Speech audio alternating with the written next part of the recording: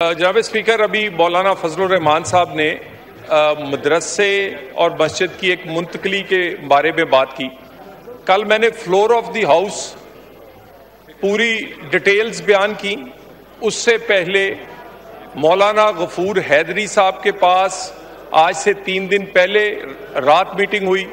پھر اس سے اگلے دن ایک بڑی ڈیٹیل میٹنگ ہوئی جس میں پنڈی اسلام آباد کے علماء مولانا غفور حیدری صاحب کی رہائش گاہ پہ تھے اور وہاں جا کر بات کی. میں 2-3 باتیں جو مولانا صاحب نے کہی ہیں وہ صرف کلیریفائی کرنا چاہتا ہوں. مجھے یہ لگتا ہے کہ انہیں جو غفور حیدری صاحب نے وہ ڈیٹیلز نہیں بتائیں جو بیان ہم نے ان کی میٹنگز میں کی تھی. اور فلور آف دی ہاؤس بھی میں نے یہ باتوں کی کئی ایسی چیزیں جس میں سب سے پہلی بات یہ ہے کہ 50 یا 55 مسجدوں کے بارے میں حکومت کسی قسم کی ان کی منتقلی کا یا ان کو نوٹس دے کر وہاں سے تبدیل کروانا چاہتی ہے. جناب اسپیکر، ایسی کوئی بات نہ ہے اور اس بات کو فلور آف دی ہاؤس بھی اور علماء کے ساتھ میٹنگ میں بھی کلیریفائی کیا گیا. جناب اسپیکر، اس پہ بات بار بار کہا جاتا ہے کہ راتوں رات یہ سب کچھ ہوا. بالکل ایسی بات نہیں. جنوری سے مشاورت کا عمل مدرسے کے جو معتمد تھے ان سے شروع ہوا. اس کے بعد ان کی مرضی سے ان کی مرضی کی جگہ منتخب کی گئی. وہاں پر ایک آج کل جو جس طرح کے جدید انسٹیٹیوشن ہونے چاہیے کسی بھی تعلیمی ادارے کے لیے، 4 کروڑ کی لاگت سے ایک مدرسے کی وہ بہترین بلڈنگ تمام ایسیسریز کے ساتھ بنائی گئی.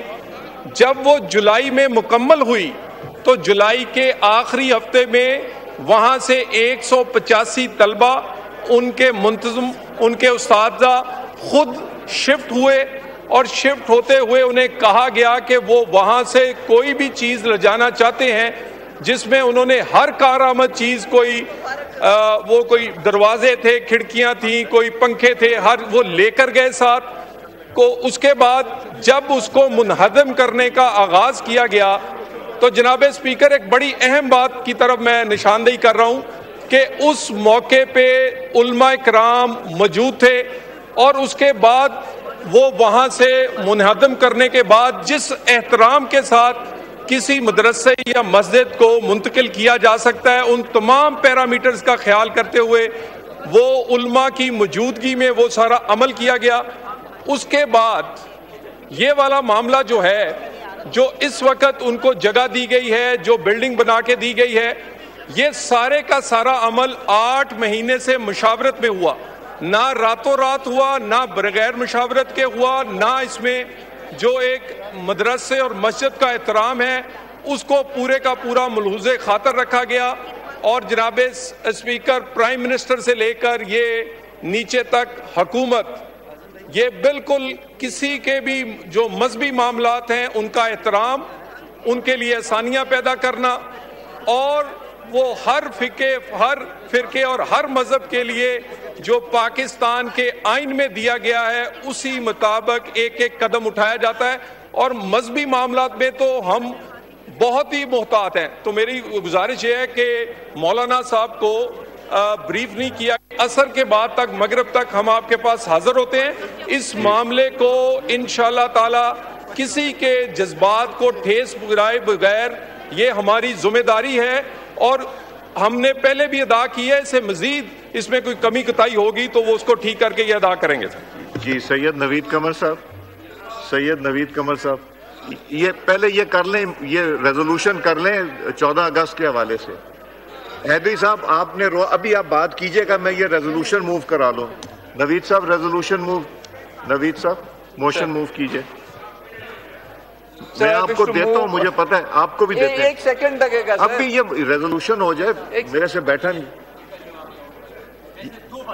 Sir, I wish to move under Rule 288 of the Rules of Procedure and Conduct of Business in the National Assembly 2007 that the requirements of Rules 51, 55, 57 and 158. Sir, can I have your attention please? Please. Ji. And 158 of the said rules in respect of ballot of private members, resolutions, orders of the day, and notice of resolutions for today may be suspended in order to take up the resolutions. Now I put the motion to the House. The question is that the motion as moved be adopted. All those in favor of the motion may say aye. All those against it may say no. I think ayes have it. Consequently, motion is adopted. अब दो है ना? There are two of them. जी. तो अब ये कौन move करेगा?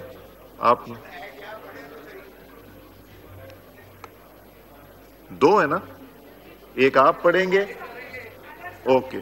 जी पढ़िए. एक पॉपुलेशन पे एक 14 अगस्त के हवाले से है. आप पढ़िए. डॉक्टर साहब. जी सर, बहुत शुक्रिया जनाब speaker.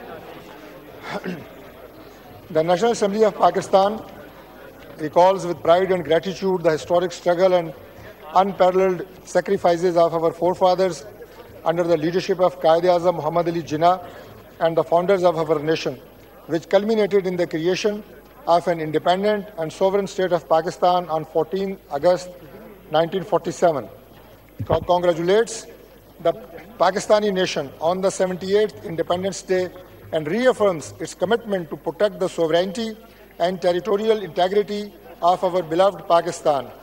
Recognizes the significance of the Marka-e-Haq, a glorious victory of the valiant armed forces of Pakistan against unprovoked military provocation by India.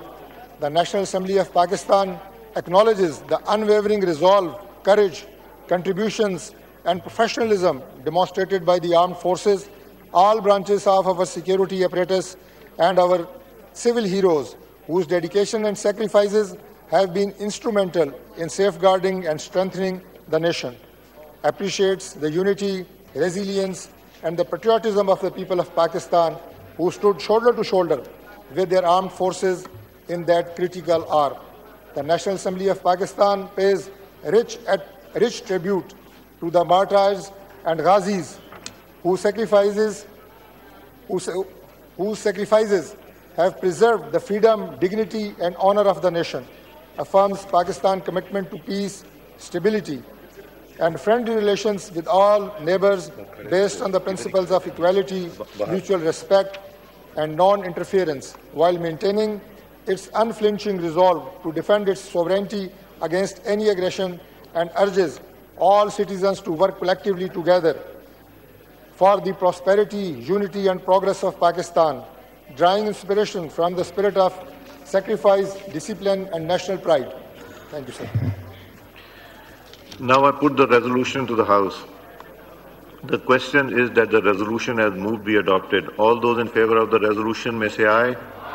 All those against it may say no. I think ayes have it. Consequently, resolution is adopted unanimously. Naveed Qamar sahab, dusri.